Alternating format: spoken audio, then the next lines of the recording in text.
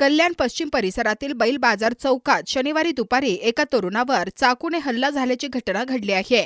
आरोपीची ओळख अरुण तिवारी अशी झाली असून महात्मा फुले पोलिसांनी त्याला तत्काळ अटक केली आहे।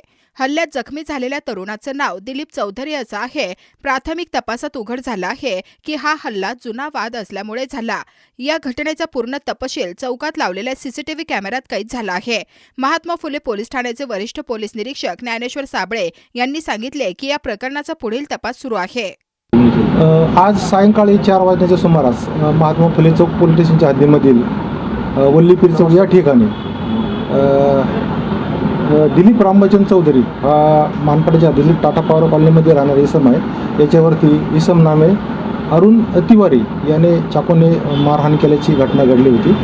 याबाबत माहिती मिळतात त्वरित बाजारपेठ पोलीस स्टेशनची टीम त्या ठिकाणी हजर होऊन त्यांनी आरोपीस ताब्यात घेतलेला आहे।